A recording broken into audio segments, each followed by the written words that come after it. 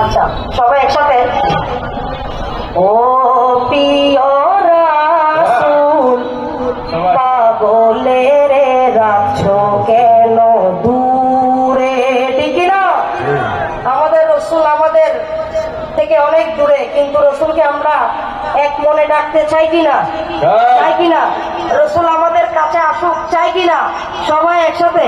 ও প্রিয় রাসূল পাগলে রে রাখছো কেন দূরে, ও প্রিয় হাবিব পাগলে রে রাখছো কেন দূরে।